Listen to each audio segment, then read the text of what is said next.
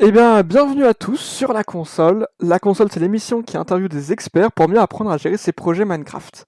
Aujourd'hui, on se retrouve avec Monsieur Hacker pour parler de la thématique du jour qui est le bénévolat sur les projets Minecraft. Est-ce que pour commencer, Hacker, tu ne te présenterais pas en nous expliquant ce que tu fais sur Minecraft et depuis combien de temps? Si exactement. Bonjour, bonjour à tous. Je vais vérifier que tout fonctionne de mon côté. Tout fonctionne de mon côté, c'est trop cool. Moi du coup c'est à Kerk. Oupsie, je me suis décalé un tout petit peu, pardon, je remets la pauvre correctement. C'est à Kerk, je joue en fait sur Minecraft depuis un sacré moment. En fait, je pense que je joue depuis la 1.6, parce qu'il me semble que j'ai vu la 1.7 sortir. Mais je fais pas que ça. Je fais pas que ça parce que je fais aussi des projets sur Minecraft. Et en 2018, avec Xav, ici présent, qui nous interviewe, j'ai monté un projet du coup avec Xav qui s'appelle Communauté Minecraft FR. Un projet qui est très sympa en vrai. Qui vient un peu de... Je vais pas dire de nulle part parce qu'en réalité on avait tous les deux un projet Minecraft en cours. Et on s'est rassemblés, on a fusionné un peu nos deux idées, nos deux projets, et on a créé du coup Communauté Minecraft FR en 2018. Euh, Communauté Minecraft FR, c'est une structure un peu, comment dire, qui a plein d'enjeux, plein d'objectifs différents. Mais principalement, en fait, on s'axe sur l'aspect communautaire de Minecraft. Donc, on va faire des événements, par exemple, des animations, donc des plus petits trucs, mais on va aussi faire des vidéos sur les actualités Minecraft. On va relayer le Minecraft Live, par exemple, ce samedi. Bref, on essaye d'avoir cet aspect le plus communautaire possible. Et pour ça, du coup, on a une équipe. On a une petite équipe Minecraft de une dizaine, quinzaine de personnes, grand max. Et toutes ces personnes ont la particularité d'être bénévoles. Et c'est pour ça aussi que je pense j'ai été invité ce soir, c'est pour parler un peu de cet aspect du bénévolat sur les projets Minecraft et voir un peu la gestion, comment ça fonctionne, etc. Eh bien, écoute, merci. On me fait... J'en ai ouvert un petit couac. J'enregistre, mais j'en vois pas du Ah, flux. Donc, bon, les gens t'ont entendu sur ton stream, pas sur oups. le stream de la radio, mais normalement, ça devrait être bon. Normalement, sur le stream de la radio, normalement, vous devriez correctement nous entendre. N'hésitez pas à réagir sur le chat s'il y a un souci. Euh, Voilà, bon, quoi qu'il en soit, je sais pas si tu veux réexpliquer en faisant vite, sinon on passe à la prochaine question comme tu veux.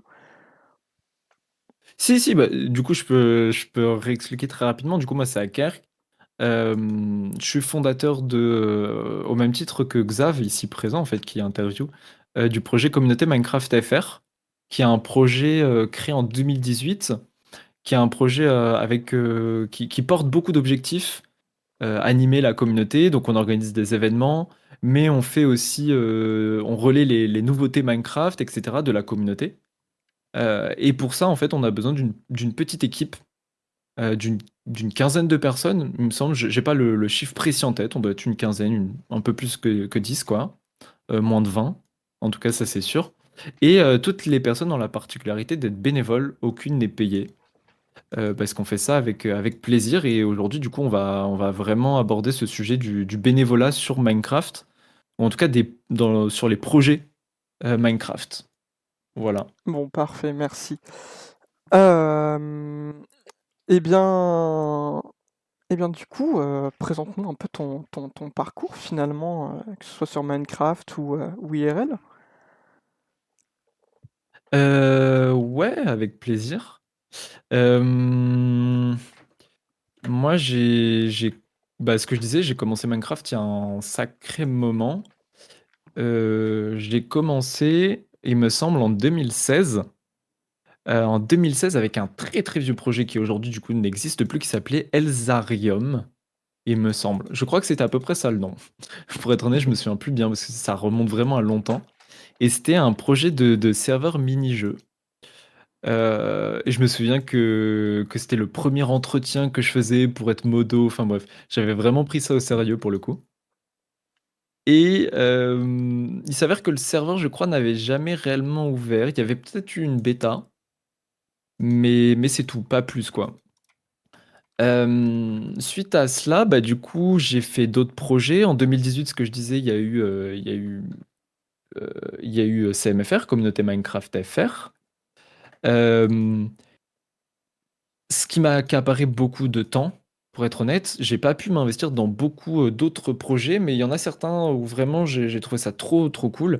Et il y a eu notamment The Elder Guardian, qui était en réalité une parodie de The Guardian, le journal anglais, il me semble. Oui, c'est ça, anglais.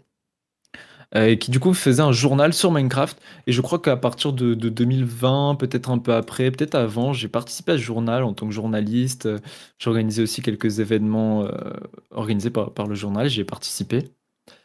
Euh, et puis un peu plus tard, il y a un projet qui m'a vraiment paru trop trop cool, c'est Wintail. C'est le serveur de Frigel et Ninjax. Et ce projet m'a tapé dans l'œil pour le coup.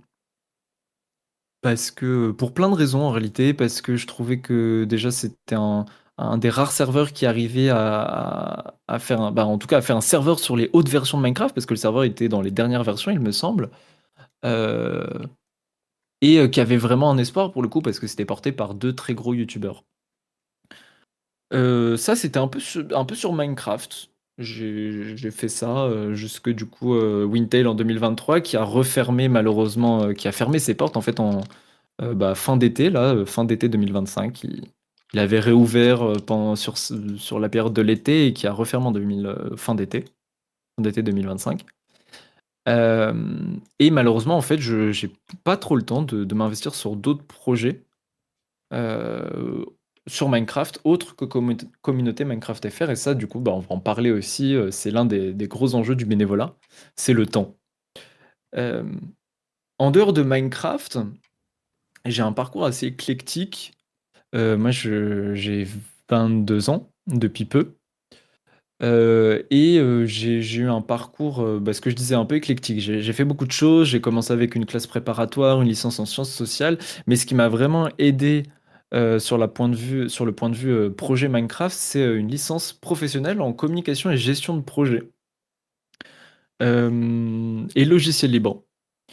C'était pendant, je vais pas dire un an tout à fait, parce qu'il y a une période de stage qui m'a permis encore plus de me professionnaliser, mais en tout cas, j'ai eu des cours sur la gestion de projet qui étaient vraiment très intéressants, en communication aussi.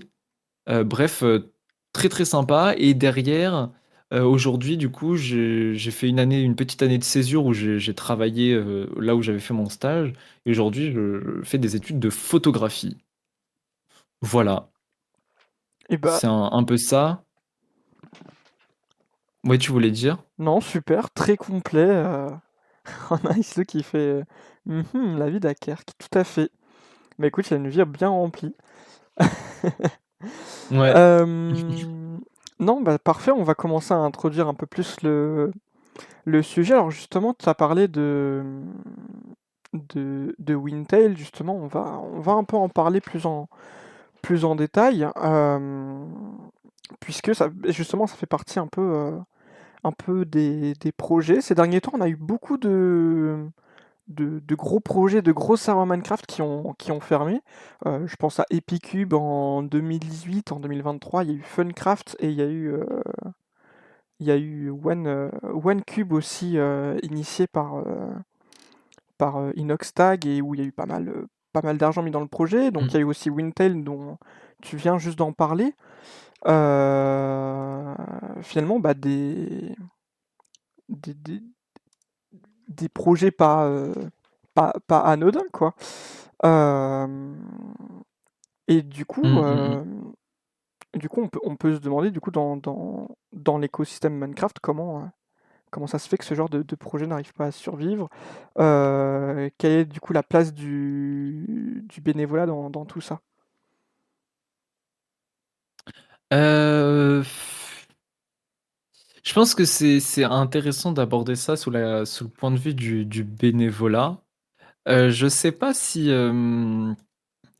ça serait ambitieux et de ma part de dire que c'est à cause du bénévolat ou en tout cas que le bénévolat a une part de responsabilité dans la chute de ces serveurs. Il y a beaucoup d'autres causes qui amènent à la fin d'un serveur Minecraft. Mais j'aime penser ou j'aime à dire que le postulat a une place toute particulière en fait dans les projets et sur Minecraft en fait en général. Euh, et que c'est peut-être l'inverse, c'est pas justement le bénévolat, mais c'est peut-être le fait de payer des gens sur son projet Minecraft qui peut mener à la chute d'un projet. Là, j'ai en tête évidemment OneCube, qui est un peu le drame de la communauté française. C'était un peu un renouveau, c'était l'espoir absolu de la communauté Minecraft en France, puisque Inoxtag, qui est pas particulièrement un YouTuber Minecraft, honnêtement, ni un streamer Minecraft, c'est un, aujourd'hui, il traîne, il fait des vidéos un peu plus concept comme Squeezie, ramener du coup avec ses millions de followers un serveur Minecraft. Donc c'était vraiment un espoir incroyable. Et ce qu'on voit, c'est que le projet s'arrête très très rapidement euh, parce qu'il y a un manque cruel de nouveautés, faut le dire. Et derrière, on apprend, après multiples dramas, vidéos explicatives, que c'est notamment la responsabilité d'une personne. Bon, après, est-ce que c'est vraiment la seule responsabilité? Je ne pense pas, mais on apprend notamment qu'il y a un développeur, je citerai pas son nom, de toute manière, je ne m'en souviens plus, qui avait demandé des milliers d'euros pour développer un site web qui finalement n'était jamais réellement arrivé, ce qui peut s'apparenter à une pratique de scamming en fait, de vol. Euh, Ce qui ne serait pas arrivé dans un projet bénévole, ou en tout cas qui n'aurait pas eu la même forme, quoi, parce que vu que la personne n'est pas payée, elle n'a pas d'obligation, donc on est obligé de réfléchir à d'autres moyens de parvenir à effectuer une tâche sans que la personne soit contrainte par l'argent. Et donc il y a moins de drames, etc. Donc peut-être que voilà, c'est ambitieux de dire ça, mais je pense que le fait de payer des gens dans ces projets Minecraft a une part de responsabilité parfois dans la chute et l'échec de certains projets et structures sur Minecraft. Voilà, je pense que c'est un peu ma théorie. Je sais pas si les gens sont d'accord avec ça. Je sais pas si toi tu le sens aussi comme ça. Euh, Écoute, c'est vrai que sur la question, c'est une, ouais, c'est une question un peu plus complexe. Non, parce que je pense quand même, enfin oui, c'est vrai que j'avais un peu oublié, à vrai dire, cette question de ce développeur-là. Euh, c'est vrai que c'est Mm. un risque quand tu fais appel à des freelancing sur ce genre de, de soucis Minecraft. C'est vrai qu'au moins, là où peut-être je peux être d'accord, c'est euh, peut-être qu'un bénévole s'impliquera peut-être plus que Bah, quelqu'un. Enfin, il va s'impliquer d'une manière différente, ça c'est sûr. Il y a pas le même investissement entre une personne qui est bénévole et une personne qui est payée. Ça pour le coup, c'est vraiment inévitable. Et bah, peut-être je te laisse continuer à poser les questions avant de continuer à partir là-dedans, mais je pense toute que façon, c'est oui. intéressant d'en discuter après. Toute façon, on y viendra. La question se posera sous Oui. différentes formes, de toute façon. Euh, ok. Eh bien, écoute, on fait un peu, on a fait du coup un peu ce postulat-là, du coup, de voir un peu la place, enfin les différents projets qu'il y a eu, la place du bénévolat. Du coup, finalement, comment, comment tu peux faire pour commencer à monter ce projet-là, du coup, à monter un projet sur une base de bénévolat? Waouh. Comment on crée un projet bénévole? Ça serait ça la question. en gros? finalement. OK, bah, c'est une question qui est relativement complexe pour le coup. Pour lancer un projet, bénévole, je pense que, il y a pas 36, manières, il y a pas de formule magique. Heu, je pense que la meilleure manière de commencer un projet bénévole, c'est de commencer avec ses potes. Je pense que pour le coup, Xav, tu pourras pas nier le fait qu'en fait, quand on a lancé CMFR à 2, toi et moi, hem, on n'était peut-être pas potes dès le début, voire même, tout le contraire, vu qu'on avait commencé un projet, différent de base, avec une idée similaire, on était même censés être concurrents. Mais, hem, en tout cas, on s'est lancé à 2 avec ce même état d'esprit, avec plus ou moins ces mêmes objectifs. Hem, donc je pense que le meilleur moyen de commencer un projet bénévole, c'est pas forcément d'aller recruter d'autres personnes, mais c'est de commencer avec des personnes que vous connaissez déjà. Ça, c'est vraiment quelque chose d'hyper important parce que, c'est les personnes qui vont vous accompagner le plus longtemps et surtout, commencer avec les bonnes personnes, j'ai envie de dire. Parce qu'en général, les personnes qui fondent un projet sont les personnes qui seront le plus attachées et le plus longtemps, en fait, à un projet. De toute façon, il y a un phénomène, assez classique, c'est que généralement, plus une personne, s'investit longtemps dans un projet, plus, longtemps elle aura un lien plus étroit avec le projet, la structure, ses objectifs. Donc commencer avec vraiment un groupe qui est solide, en qui vous avez confiance et généralement, c'est comme ça que se lance un projet bénévole. Il y a pas 36 recettes et pour le coup, je déconseillerais vraiment de démarrer un projet bénévole en allant recruter des personnes que vous connaissez pas. En allant chercher sur des forums, sur des salons Discord et cetera. Moi, je déconseillerais vivement parce que on connaît pas vraiment les gens, en fait et il y a des risques, en fait, tout bêtes, mais qu'en fait, la vision ne soit pas du tout la même du projet, que les envies soient pas les mêmes aussi, et que le temps aussi d'investissement soit pas le même. Donc finalement, le meilleur moyen pour monter un projet bénévole, c'est faites-le avec vos potes. Commencez avec vos potes, même si après vos potes vous disent: «J'ai plus le temps», commencez avec eux, c'est le meilleur moyen de vous faire kiffer aussi. Voilà, je pense je sais pas si ça répond complètement à la question, mais en tout cas pour lancer un projet bénévole, je pense que c'est la meilleure manière, quoi. Ok, ça, c'est intéressant. Ouais, c'est intéressant parce qu'au final, on regarde, on n'était pas. Enfin, on n'était vraiment pas spécialement potes, mais je dirais même qu'au final, Mmh mh. c'est la création de CMFR qui nous a rendus proches au final. Et puis je pense Ouais, bah, oui. à pas mal de projets où j'ai pu y être. Au final, c'était pas spécialement parce que j'avais des potes là-bas ou quoi, c'était plus par un intérêt du projet. Je pense peut-être que tu es aussi d'accord avec moi sur des idées comme le projet de Zelda Guardian dont tu parlais. Je sais pas si tu t'es mis là-bas parce que c'était fait par des gens que tu connaissais ou par des amis, mais euh, ouais, du coup, Heu, tout ça pour dire, euh, oui, les amis, c'est quand même quelque chose d'intéressant et ça permet d'avoir une certaine base assez fiable pour le serveur, donc c'est un conseil intéressant. Maintenant, se baser que sur ça, je ne sais pas. oui, oui, non, c'est sûr. Ce que je disais, c'était vraiment pour lancer le projet. Pour lancer un projet, commencer avec vos potes, je pense que c'est le mieux. Après, derrière, tu vois, pourquoi je me suis investi sur The Elder Guardian? Pourquoi tu t'investis sur des projets? Bah, en tant que bénévole, évidemment, c'est par intérêt. Et là, purement par intérêt, pas parce que c'est des potes, même si en vrai, c'est trop cool, avec ses potes aussi.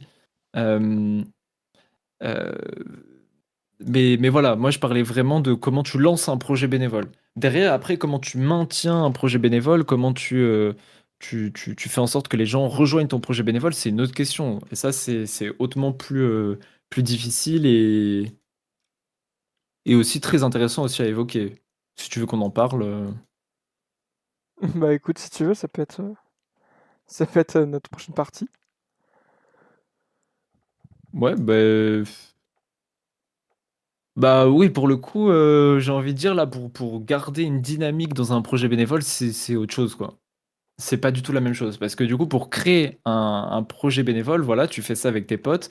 Derrière, tu peux aller recruter tes potes, évidemment, mais pour maintenir le projet sur du long terme, il suffit pas uniquement de grossir les effectifs.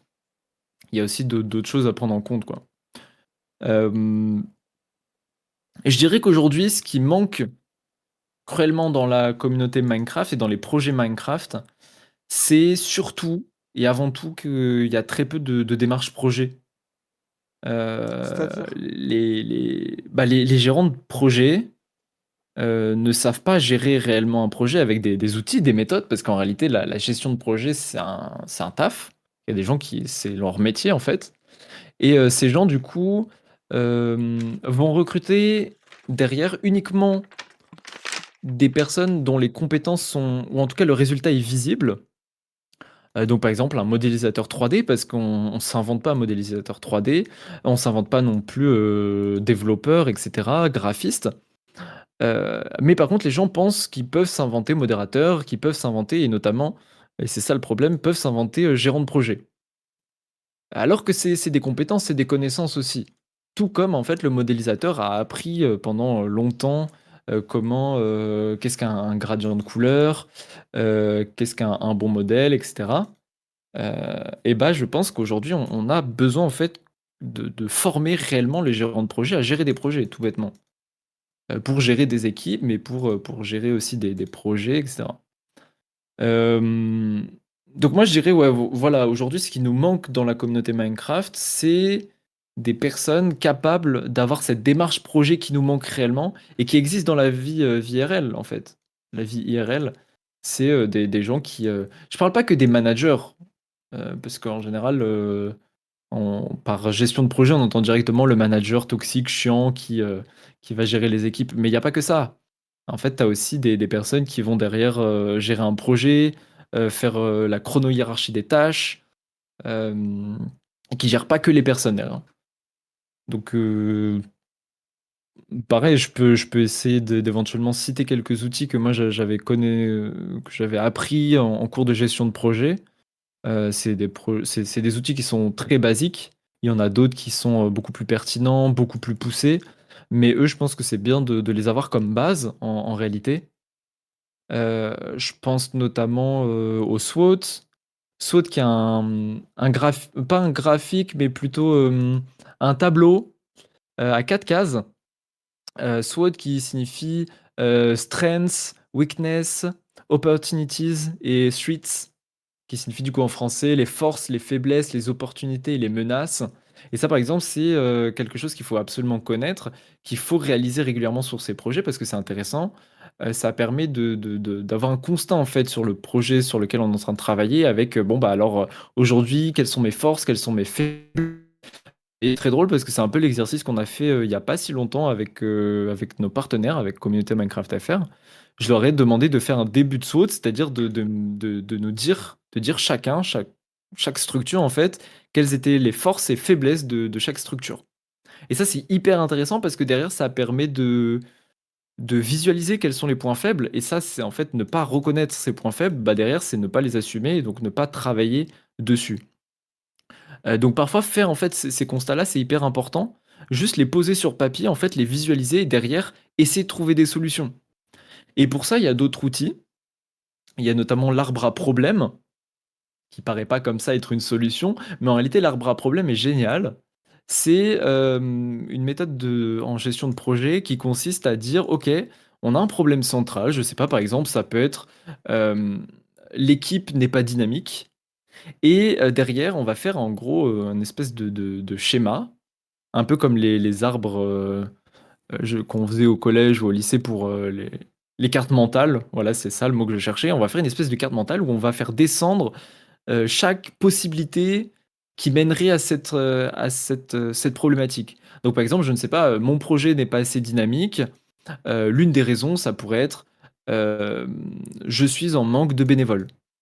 dans mon équipe. Ou alors, j'ai du mal à dynamiser mes équipes, etc., etc. Et on peut faire plusieurs branches comme ça en fonction des problèmes qui sont dans la structure. Et on va sous-découper au fur et à mesure quels sont les problèmes adjacents à chacun de ces problèmes. Donc, par exemple, je manque de personnes dans mon équipe. Pourquoi je manque de personnes dans mon équipe? Parce que euh, personne ne souhaite postuler dans mon équipe. Pourquoi? Parce que, etc., etc. Et on arrive comme ça à avoir plein de sous-problèmes, plein de petits problèmes. Et derrière, du coup, on va renverser cet arbre et on va le transformer en arbre en solution, on appelle ça. Et du coup, on va dire, bah alors, on va cibler une branche de cet arbre très précise et on va dire, ok, je veux résoudre mon problème parce qu'en général, un problème a souvent d'autres sous-problèmes adjacents liés. Et derrière, on va prendre une branche de cet arbre à problème et on va le transformer en solution. On va dire, ok, bon bah alors, euh, on voit que l'une des causes de ce problème, c'est ce tout petit problème-là. Ok, et ben on va travailler sur ce problème-là. Puis ensuite, on va travailler sur celui-ci, etc., jusqu'à remonter à la source du problème. Et ça, c'est un outil, par exemple, qui est hyper intéressant en réalité pour faire des constats en fait dans une structure, dans un projet Minecraft. Il y en a d'autres, des outils hyper intéressants en méthode projet. Il y a la matrice d'Eisenhower, qui moi, pour le coup, m'a été hyper logique. Et en fait, ça m'a permis de débloquer un vrai truc quand je faisais de la gestion de projet. C'est qu'il me manquait un truc quand je faisais mes to-do list. C'est que généralement, je faisais mes to-do list en fonction uniquement de l'urgence. Je disais, ok, qu'est-ce qui est hyper urgent, qu'est-ce qui est moins urgent, qu'est-ce qui est pas du tout urgent. Et je faisais une hiérarchie comme ça de mes tâches. Et la matrice d'Eisenhower ajoute un autre critère. Il te dit, ok, une tâche, elle peut être urgente, mais elle a aussi un autre critère, elle a aussi une importance. Et ça, c'est hyper intéressant de noter l'importance parce que tu vas dire, ok, c'est dommage que je puisse pas non plus montrer un schéma, mais après, vous pouvez trouver ça très facilement sur Internet, hein, vous tapez matrice d'Eisenhower. Et ça va faire en gros une espèce de pareil, en fait, de mini tableau où vous allez pouvoir ranger les tâches que vous devez faire, les missions. Et par exemple, vous allez avoir une mission qui est urgente et importante. Et ben là, vous allez dire, ok, c'est moi qui l'a fait. Je la fais parce que je sais qu'elle est urgente et importante. Par exemple, vous allez avoir une mission qui est euh, urgente, mais pas si importante que ça, ou en tout cas en termes de responsabilité, elle n'est pas si importante, et bah du coup, vous allez déléguer cette tâche à une autre personne, à une personne de votre équipe. Et vous allez dire, ok, est-ce que tu crois que tu pourrais t'occuper de cette tâche-là, etc. Normalement, si c'est réellement pas avec beaucoup de responsabilité, la personne est capable de s'en saisir. En tout cas, toute personne de votre équipe devrait être capable de s'en saisir. Et dernier cas, du coup, il pourrait, ou avant-dernier cas, il pourrait y avoir une mission qui serait du coup importante mais pas urgente.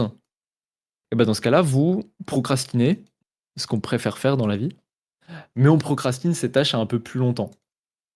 Et derrière, bon, après, bon, bah, on pourrait avoir des tâches qui sont pas importantes et pas urgentes. Bon, bah, dans ce cas-là, vous pourrez carrément les éclipser tout bêtement des missions à faire.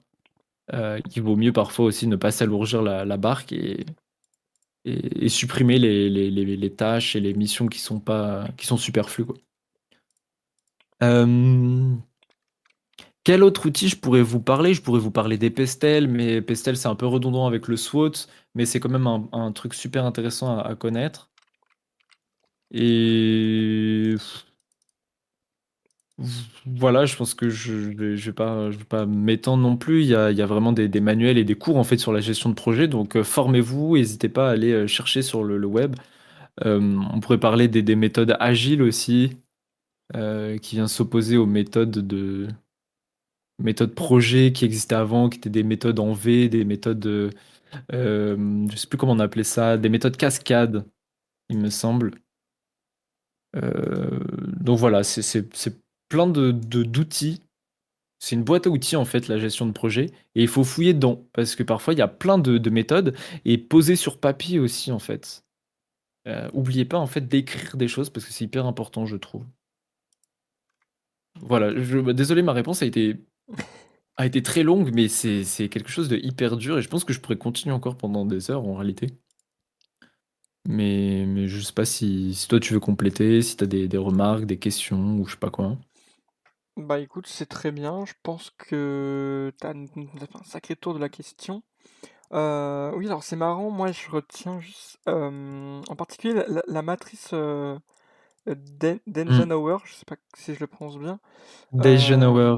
E-I-N-S. Euh... Bah, j'ai oublié. Mais vous trouvez Eisenhower. E-I-N-S-O-W-E-R. Je crois que ça s'écrit comme ça. En tout cas, je crois que c'était Fabien Olicard qui en parlait.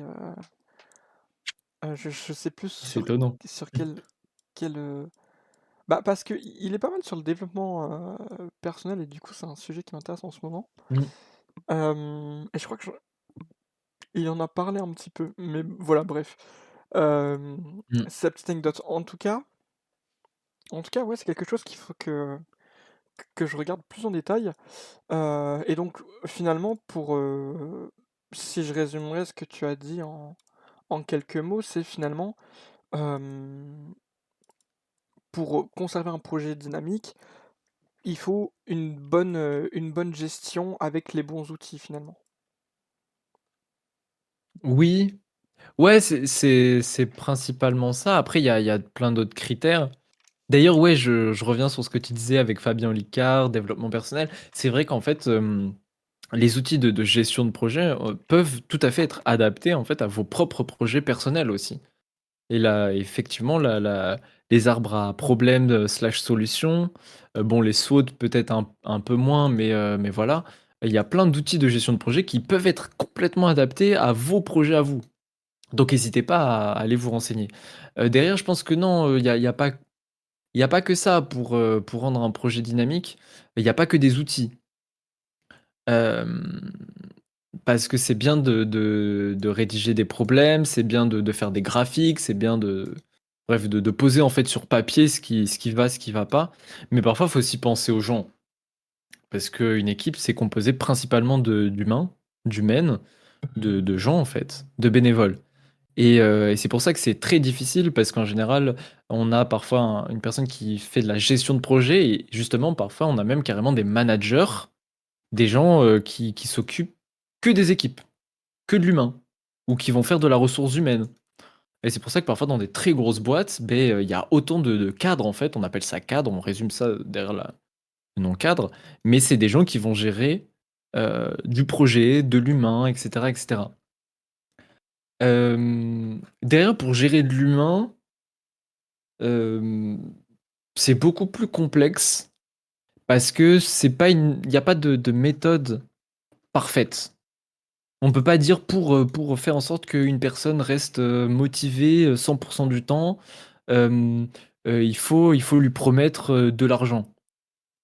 Parce que ça marche pas comme ça en réalité. Chaque personne est différente, sa motivation propre. Il y a des personnes qui vont te dire: «Mais moi pour 100 balles, je vends mon âme et mon corps, au travail». Et il y a d'autres personnes qui vont te dire: «Moi en fait pour 100 balles ça m'intéresse pas, je suis vraiment là pour faire du bénévolat à 100 quoi. Et je suis là parce que le projet m'intéresse». Et peut-être que l'argent du coup, bah, quand bien même on promettrait 100 € à la fin de la mission, n'intéresserait pas tant que ça la personne. Donc pour ça, c'est une grosse question qui se pose autour de justement en fait de la motivation.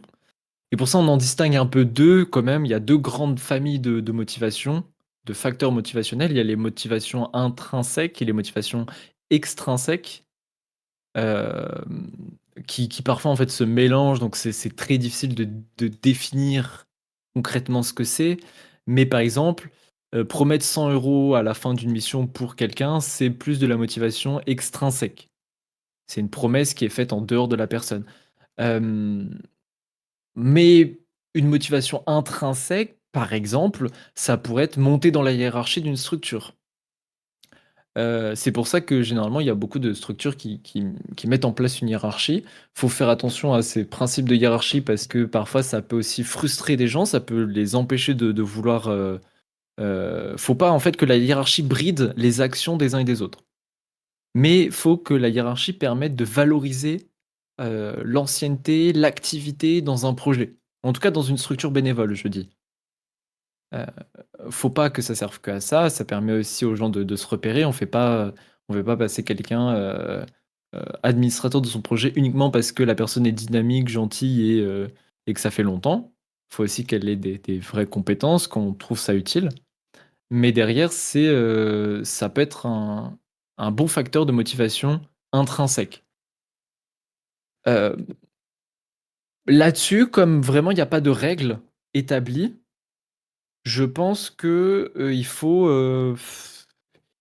en discuter avec chaque personne de vos équipes.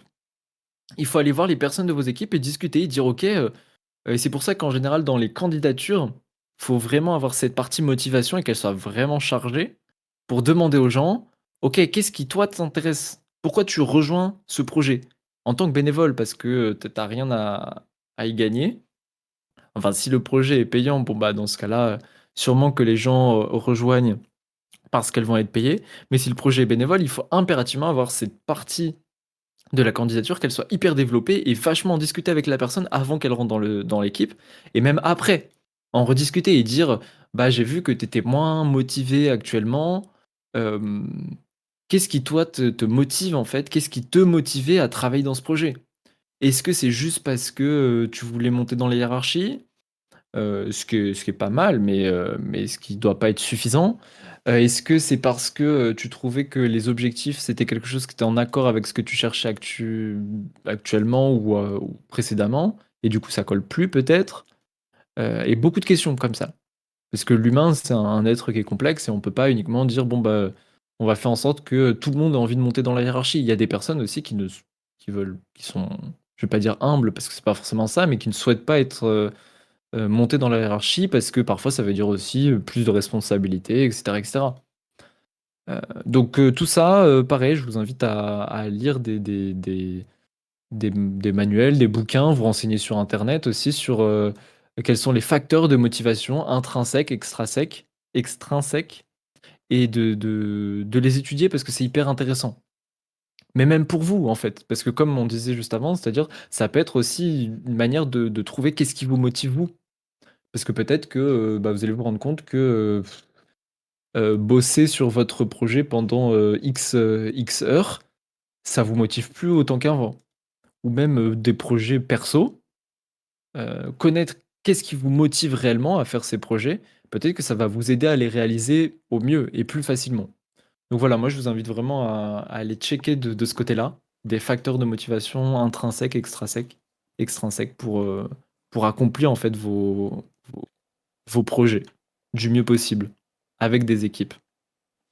C'est bien que c'est bien quand même que tu parles de ça, parce que évidemment, oui, que comme tu dis, qui dit bah, projet bénévole, du coup il n'y a pas cette motivation de, de l'argent. Donc oui, bien sûr, il Mm. faut bien d'autres il faut bien d'autres types de motivation. Et d'ailleurs, tu en parles, mais du coup, ça faisait partie de mes questions euh, comment tu peux justement motiver cette équipe, que ce soit dans l'organisation, dans la reconnaissance, dans peut-être les avantages ou les récompenses que tu peux donner aux bénévoles. Euh, si, j'ai pas de méthode précise, il y en a plein en fait, plein de petits outils. Moi, je peux vous donner des astuces pratiques. Mais vraiment, pour le coup, ça, c'est un peu des secrets que je garde un peu pour moi parce que c'est un peu mes joujoux, c'est un peu mes trouvailles que j'ai faites avec le temps. Euh, mais il y a des manières en fait de valoriser ces équipes, ces personnes dans ces projets. Moi, il y en a une que j'aime beaucoup, que j'ai mise en place par exemple sur Communauté Minecraft FR dans les équipes. Euh, Il y a un principe, c'est de beaucoup partager ce que font les équipes avec les autres équipes. Parce que c'est valorisant de montrer ce qui est fait. Donc, je sais pas, nous, on a mis en place par exemple un système de points bi-hebdomadaires. Je ne sais pas si on dit ça exactement comme ça, mais c'est une fois toutes les 2 semaines, on fait un gros récap de ce qui a été fait sur les 2 dernières semaines, dans chaque pôle. et on met des images et on dit qui a fait quoi, combien de temps ça a pris éventuellement, quels sont les résultats, vers où on va. Et comme ça permet tout à la fois de faire de la communication interne, c'est-à-dire que tout le monde connaisse un peu quels sont les avancements des différents projets, mais ça permet tout à la fois, ça a le double objectif aussi de valoriser les personnes qui travaillent sur ces projets. Ça, pour le coup, moi, c'est vraiment quelque chose que je recommande. Un autre petit truc que j'ai mis en place qui revient un peu au même, qui a un peu ce double objectif de communication interne et de valorisation des personnes et des équipes, c'est un salon que j'ai nommé Worklog et dans lesquels les équipes indiquent les missions qu'elles ont réalisées. Donc, par exemple, ça peut être j'ai monté une vidéo YouTube ou une vidéo Instagram, ça m'a pris tant de temps, voici un peu ce que j'ai fait. Mais ça peut être j'ai fait tel modèle 3D, etc. Et derrière, laisser accessible aussi aux remarques des uns et des autres, parce que parfois, il y a les pôles sont enfin bref, on communique entre eux. Et c'est hyper intéressant en fait d'avoir la vision d'une personne qui est pas du tout dans ton pôle, qui vient et qui dit: «Oh moi j'aime trop ce que tu as fait, mais peut-être que je l'aurais fait différemment», et cetera, et cetera. Heu, voilà, moi c'est un peu les petits tips. J'en ai pas 20 000 sous le coude. Je dirais que c'est aussi très, faut faire très attention à maintenir les relations avec, toutes les personnes des équipes. Parce que autant il va y avoir des personnes avec un qui auront très qui auront pas vraiment besoin de cadre. On va avoir des personnes, on va leur dire: «Ouais, est-ce que tu pourrais me faire ça?» Et qui vont s'y mettre, qui vont réfléchir, qui vont te sortir, un projet fini. Autant va y avoir des personnes qui vont avoir besoin de beaucoup plus d'accompagnement, et avec lesquelles il va falloir, avoir un premier vogue pour briefer la personne, un deuxième pour être sûr que la personne, aille dans la bonne direction, et peut-être même un quatrième, cinquième, e et cetera. Mais je pense qu'au global, c'est bien de faire tout comme les points, bi-hebdomadaires, enfin une fois toutes les 2 semaines, faire un point individuel avec chacune des personnes dans vos équipes. Donc ça demande beaucoup de temps et pour ça, je vous recommande d'être plusieurs en réalité. Mais faites des points individuels avec chacune des personnes de vos équipes, c'est hyper important pour garder du lien, hem, pour s'assurer que la personne, est toujours bien à sa place dans le projet aussi. Et peut-être que derrière aussi créer des temps de convivialité dans des structures bénévoles, c'est pas que d'ailleurs, on le remarque aujourd'hui, les grosses structures type Google, et cetera, mettent en place des baby-foot et des trucs comme ça. Bon, c'est relativement toxique quand c'est dans une sphère travail, parce que du coup, on demande aux gens de rester plus longtemps et de faire comme si le travail, c'était aussi, la joie et la bonne humeur, ce qui est pas forcément le cas. Autant dans un projet bénévole, il faut vraiment que la joie et le partage soient au cœur du projet.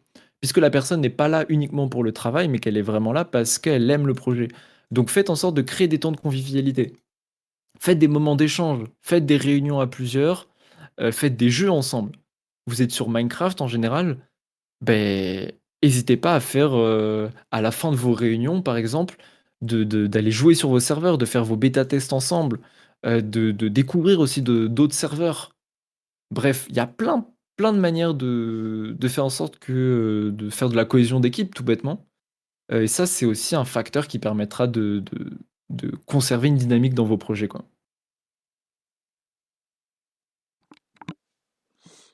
Je vois, je vois. Ouais, des dynamiques d'équipe, c'est important pour, c'est vrai, important pour la motivation, pour garder l'équipe motivée. Moi, je note le point bio-hebdomadaire. Mmh. Oui, c'est une idée pas mal. Peut-être qu'elle rentre aussi avec la question de la reconnaissance, puisque est-ce que finalement ça peut pas être aussi on vient de dire bon bah voilà, telle personne a fait tel boulot, si c'est grâce à elle ou c'est grâce à telle équipe, enfin telle sous-équipe si on atteint ces objectifs-là, Mmh, mmh mh. ça peut être Mais ouais, carrément. c'est un point intéressant. Mmh. Euh, Et alors finalement dans pour enfin, si je pose pas ma question, ça va pas le faire. Hem, bon, bah, il y a un peu de camps qui s'opposent, les projets bénévoles parce que sur Minecraft, on a le DK, les projets beaucoup de projets bénévoles, mais aussi quelques mais aussi des projets, entreprises. Je pense que les projets entreprises sont pas forcément les plus nombreux, mais en tout cas ceux qui font le plus de bruit, contrairement aux projets bénévoles. Parfois un peu l'impression qu'on entend parler que de eux. Du coup, est-ce que le monde du bénévolat est un peu sous-estimé? Quelle, vraiment quelle plus-value le bénévolat peut avoir par rapport à un serveur entreprise? C'est Bah, une question compliquée. ouais, je serais pas de là à opposer 2 mondes entre, les serveurs bénévoles, les projets bénévoles et les projets payants, parce que parfois il y a même des projets qui arrivent à faire les 2. Hem, bon, même si, c'est difficile de justifier pourquoi il y a des gens dans ton équipe qui sont payés et pas d'autres. Hem, mais derrière, en effet, en fait, les projets qui sont pas bénévoles, en tout cas qui payent, en général, je vais dire sont plus efficaces parce que, évidemment quand on paye quelqu'un, la justice, les lois nous protègent et nous permettent en fait d'avoir un résultat. Dire: «OK, je te donne de l'argent, en contrepartie, tu dois me donner un résultat», ce qui est pas forcément le cas dans un projet bénévole. Donc évidemment la plus-value d'un projet bénévole, ça sera pas l'efficacité. Ça, pour être honnête, l'efficacité dans un projet bénévole, si vous cherchez à faire des projets, vite, le et de manière le plus fréquente possible, ben, un projet bénévole, c'est plus difficile. C'est pas impossible, mais c'est plus difficile. Moi, ce que je vraiment la plus-value d'un projet bénévole, c'est vraiment le fun, c'est le kiff. Vraiment, on a tendance à oublier le fait que, un projet bénévole, c'est des gens qui sont là par plaisir. Et donc à partir du moment où on oublie ça en disant: «OK, vous êtes là pour bosser, il faut être efficace, on est dans une entreprise, même si vous êtes bénévole», mmh, bah, les gens partent en fait, quittent ton projet parce qu'ils sont pas là pour ça, ils sont là pour prendre du plaisir. Donc mais moi vraiment la plus-value en fait qui est inestimable dans un projet bénévole, c'est les amis, c'est les gens que tu te fais. Les Moi dans communauté Minecraft FR, il y a beaucoup de gens en fait dans l'équipe que je considère comme mes amis aujourd'hui. Parce qu'on s'est tapé des barres à 3 heures du mat en essayant de dev un projet, de réaliser un projet et que finalement on n'y arrive pas, mais c'est pas grave, ce sera pour une prochaine fois, quoi. Parce que c'est aussi là-dedans, la toute la plus-value je pense, d'un projet bénévole. C'est vraiment le kiff, le fun. Faites comme vous pouvez, du mieux possible et je pense qu'en général, il y a peut-être une légère différence en termes de qualité aussi, entre les projets bénévoles et payants. Parce que du coup, un projet payant, bah, potentiellement, la personne, elle est payée, heu, à moins que ce soit une personne qui soit très connue dans le milieu dans lequel elle réalise la commande. Peut-être que la personne va juste faire ça, par intérêt, financier, donc elle est pas forcément, elle va pas réellement, penser au-delà de sa commande. Elle va pas réfléchir, elle va pas mettre toutes ses tripes en se disant: «OK, bah, peut-être que ça servira pour le projet d'après».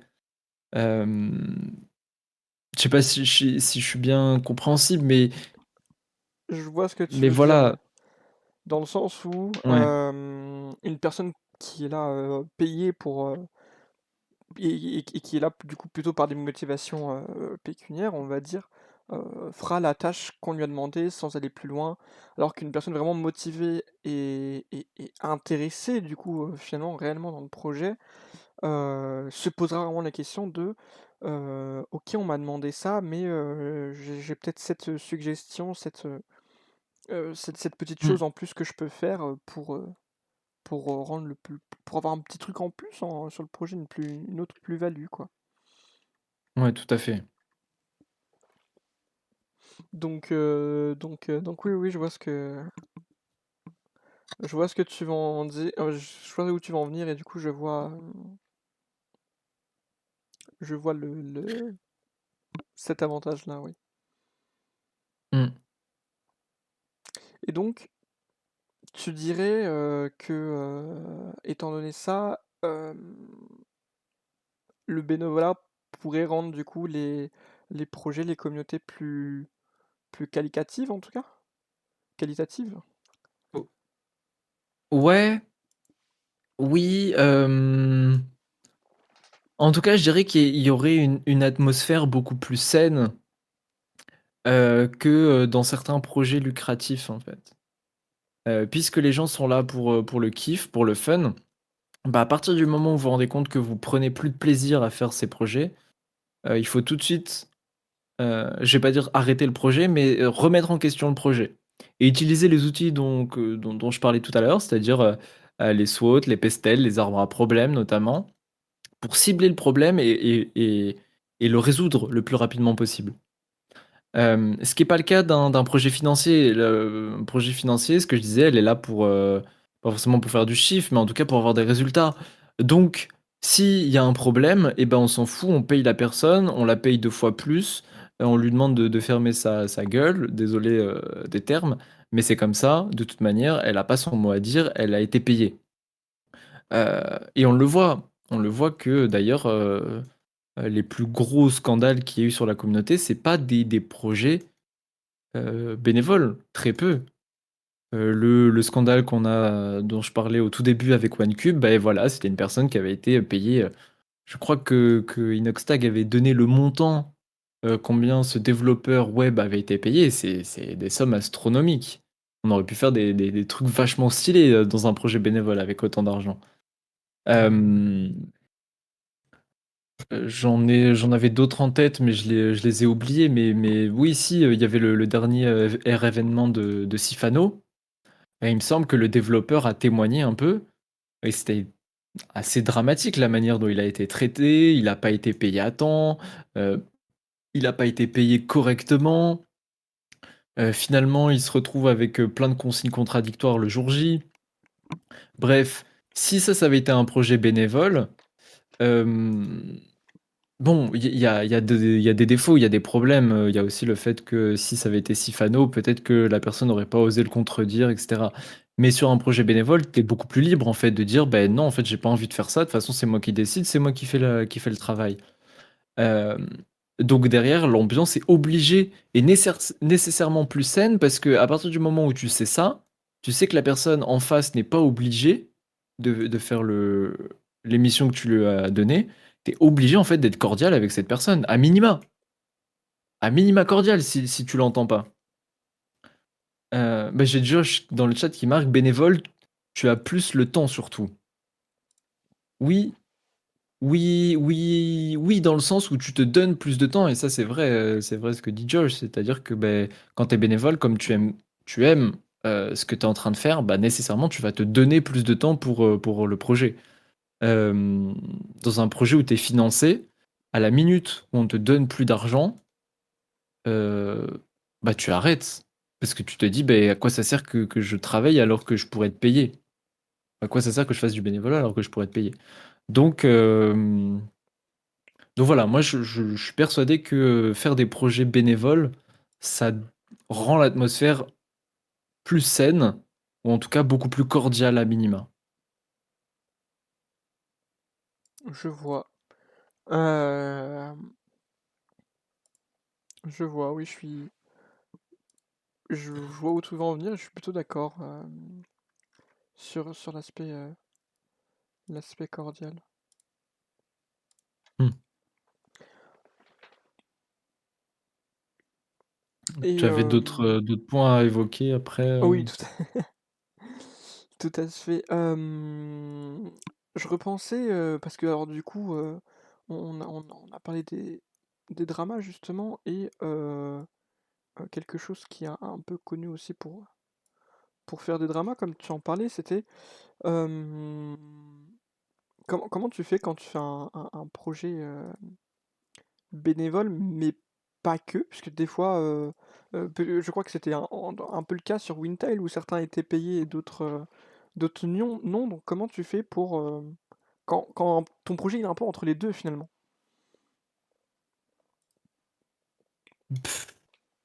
En fait, Windows, c'était particulier, c'est ce que je disais, c'est-à-dire, c'est très difficile, en fait, de justifier un projet semi-bénévole payant.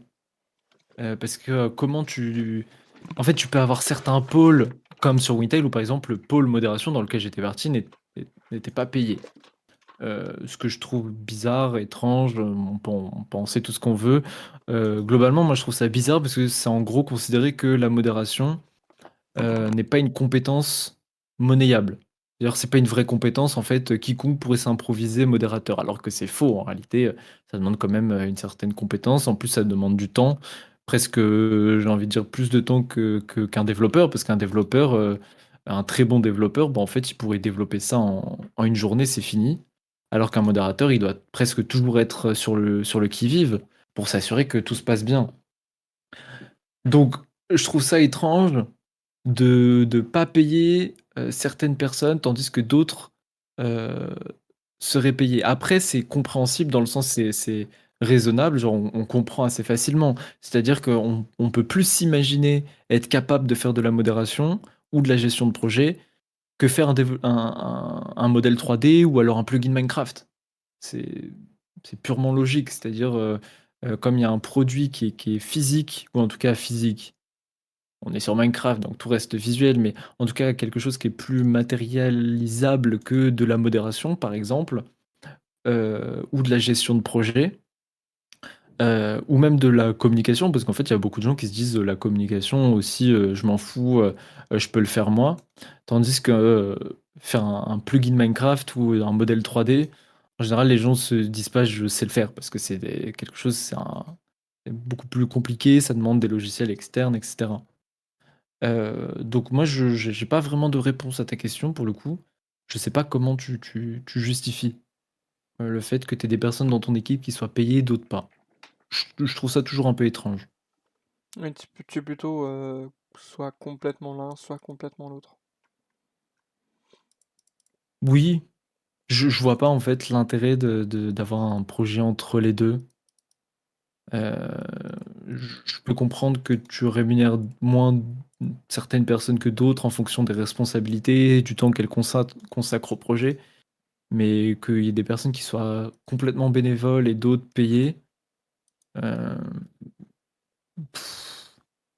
je trouve c'est presque du manque de respect en réalité, parce que du coup ça tu es en train de te dire qu'il y a des personnes qui sont là par passion et d'autres qui sont pas là par passion. Du coup ton projet il va être très vite, Je pense que ça va être difficile, quoi.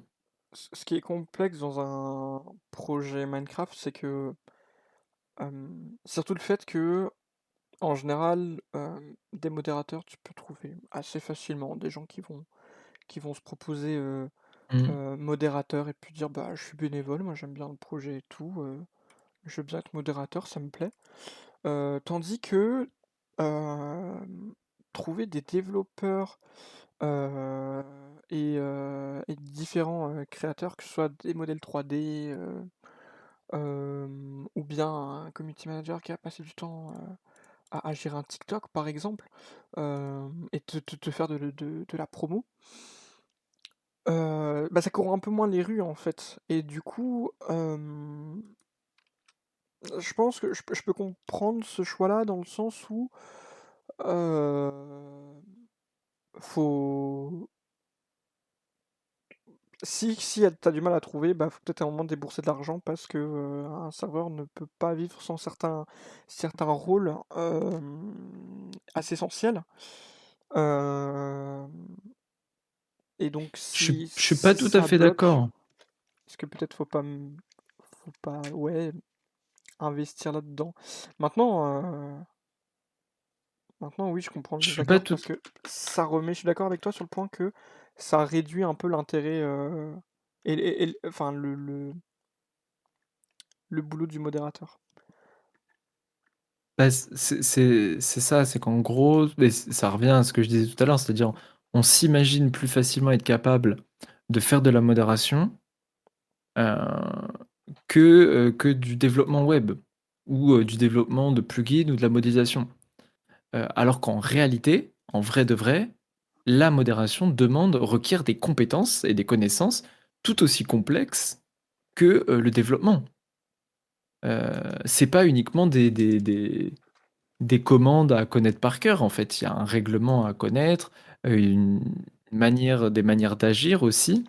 Heu, un Pour moi, voilà, c'est ça le problème, c'est qu'en fait, les gens se sont imaginés plus facilement être capables de faire de la modération que du développement de plugins, alors qu'en réalité, un bon modérateur, une personne qui fait de la modération réellement, bah, ça ne court pas les rues en réalité.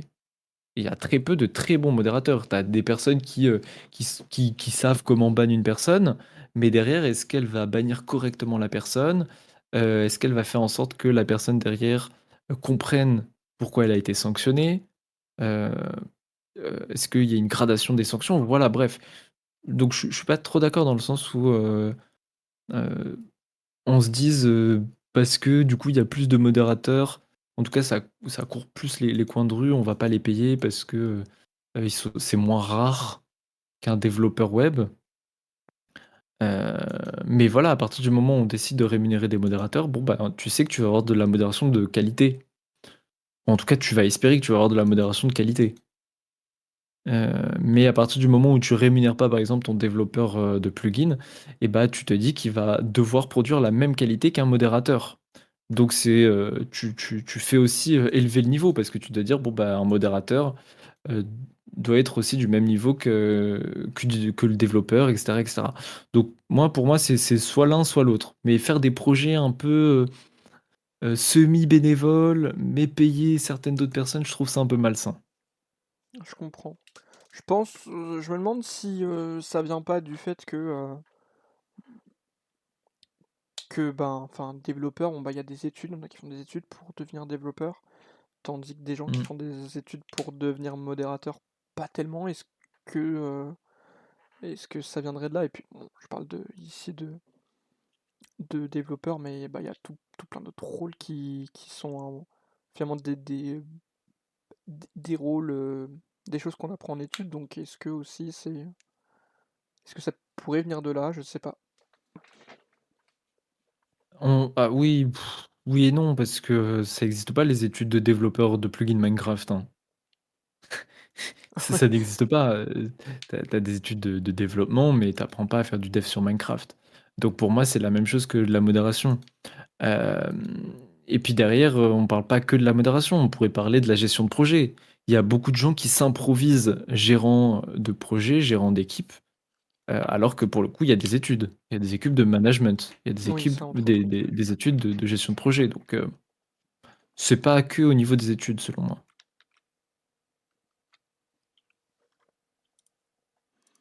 Très bien, très bien, très bien. Et ben écoute, j'ai un peu une dernière question pour toi pour clôturer cette interview. Euh, voilà, petite question assez ouverte. Quel est selon toi le futur idéal des projets dans Minecraft? Waouh! C'est une vaste question pour le coup. Hem, moi mon le tu peux répéter la question s'il te plaît que j'ai bien tous les termes, que je réponde pas à côté? Ben pour toi, le futur idéal des projets Minecraft. Dans le Heu, futur, quand tu vois un projet Minecraft qui arrive, la façon dont idéalement tu aimerais qu'il soit, qu'il se déroule peut-être. bah, du coup évidemment, que ça soit un projet bénévole, pour moi ça serait l'idéal. Heu, mais mais je crois que j'en avais déjà parlé à Norcam, du coup déjà à l'antenne de MC Radio. Moi il y a en tout cas un système idéal que j'aimerais trop mettre en place, c'est les systèmes de jam, qui sont absolument géniaux et qui sont pas du tout mis en place sur Minecraft et surtout, en fait, on a un problème aujourd'hui. On est, dans des générations où il faut aller malheureusement en fait de plus en plus vite, ou en tout cas on se lasse de plus en plus rapidement. Peut-être que c'est même pas forcément un phénomène générationnel, peut-être que ça a toujours été comme ça. Toujours est-il que il y a des méthodes de projet dont j'ai pas forcément parlé, mais ou enfin j'ai évoqué rapidement les méthodes agiles, mais il y a des méthodes de projet aujourd'hui qui travaillent en sprint, on appelle ça. Et c'est un peu la même manière que les jams. C'est en gros, on se dit: «OK, on veut faire tel projet», et bah, on se fixe un challenge. Faut faire attention à avoir des deadlines qui soient, physiquement possibles et pas se mettre la pression pour se mettre la pression, mais se dire par exemple: «OK, on se laisse 3 semaines pour monter ce projet et on fait un sprint». Donc en 3 semaines, on carbure à fond pour monter ce projet, on le termine et une fois que c'est terminé, on se laisse un peu de vacances et on se laisse du temps pour profiter. Mais pour moi, un projet idéal aujourd'hui, il faudrait plus qu'on fasse comme, c'est fait dans beaucoup de structures et communauté Minecraft FR, aussi, hein. Ça pour le coup, on n'est pas parfait, mais éviter les projets qui s'éternisent, en fait.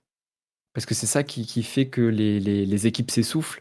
Quand on commence à dire: «Oui, hem, on va faire un projet et puis ce projet, on va le poursuivre, on va le prolonger pendant des années et des années», bah, les gens s'essoufflent, ils en ont marre.